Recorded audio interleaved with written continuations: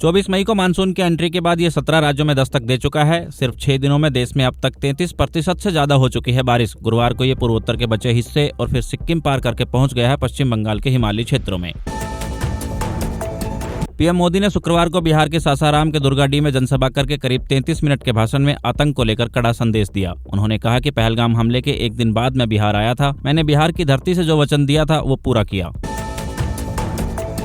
कांग्रेस नेता और पूर्व विदेश मंत्री सलमान खुर्शीद ने इंडोनेशिया की राजधानी जकार्ता में जम्मू कश्मीर से आर्टिकल 370 हटाने के फैसले की सराहना की है। उन्होंने गुरुवार को कहा कि कश्मीर में आर्टिकल 370 एक बड़ी समस्या थी। इससे ये धारणा बन गई थी कि कश्मीर देश के बाकी हिस्सों से है अलग, और यही झलकता था सरकार की सोच में भी।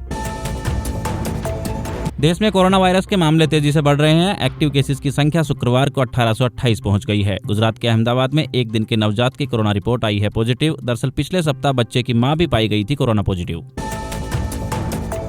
महाराष्ट्र पुलिस ने गुरुवार को बताया कि एक सीनियर गवर्नमेंट डॉक्टर पर 2021 में कोरोना पेशेंट को मारने का निर्देश देने के आरोप में एफआईआर दर्ज की गई है। दरअसल एक वायरल ऑडियो क्लिप में आरोपी डॉक्टर शशिकांत देशपांडे ने अपने एक साथी डॉक्टर शशिकांत डांगे से एक महिला पेशेंट को मारने के लिए कहते हुए सुनाई दे रहे हैं।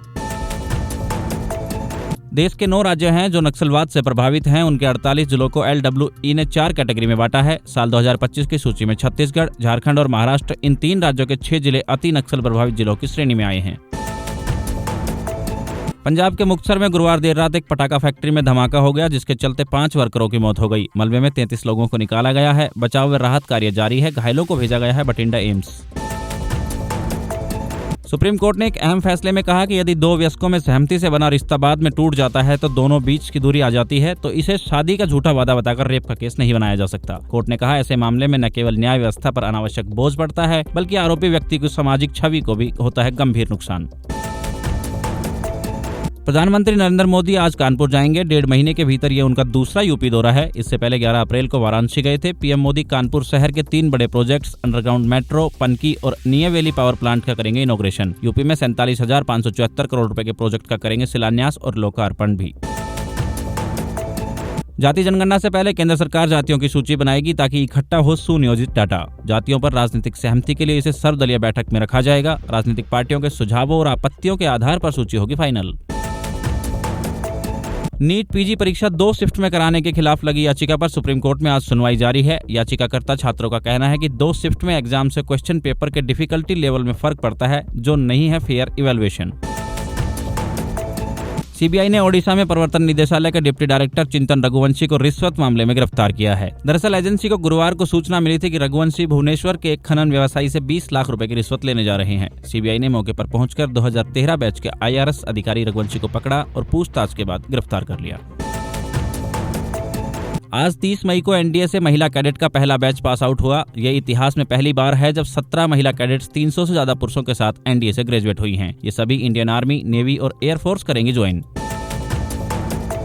आईपीएल 2025 का एलिमिनेटर मुकाबला आज पंजाब के मुल्लापुर स्टेडियम में खेला जाएगा। ये मैच मुंबई इंडियंस और गुजरात टाइटन के बीच होगा। मुकाबला शाम 7:30 बजे से होगा शुरू। सुरक्षा एजेंसियों ने पठानकोट में भारत पाक सीमा के पास बमियाल सेक्टर के सिंबल पोस्ट से एक घुसपैठिए को गिरफ्तार किया है। आरोपी को सुबह पकड़ा गया था। सूत्रों से पता चला है कि उसे फिलहाल नारनौट जैमल सिंह थाने में रखा गया है।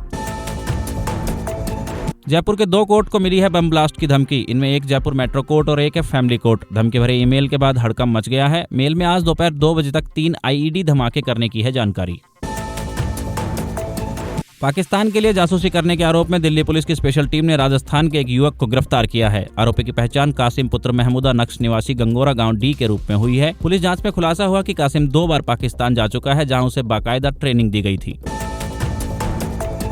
अमेरिका की फेडरल अपील कोर्ट ने ट्रंप के टैरिफ पर रोक लगाने वाले ट्रेड कोर्ट के फैसले को पलट दिया है। बुधवार को राष्ट्रपति डोनाल्ड ट्रंप के टैरिफ के फेडरल ट्रेड कोर्ट के असंवैधानिक करार देते हुए स्थायी तौर पर लगा दी गई है रोक।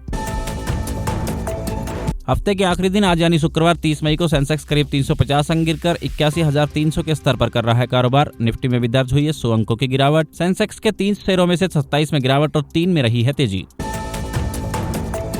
वित्त वर्ष 2024-25 की चौथी तिमाही में भारत के सकल घरेलू उत्पाद यानी जीडीपी की वृद्धि दर 6.7% तक पहुंचने का अनुमान है। ये वृद्धि पिछली तिमाही में 6.2% की तुलना में थोड़ी ज्यादा है। ग्रामीण मांग में वृद्धि, सरकारी खर्च में तेजी और निर्यात के बेहतर प्रदर्शन के कारण जीडीपी बढ़ने का लगाया जा रहा है अनुमान।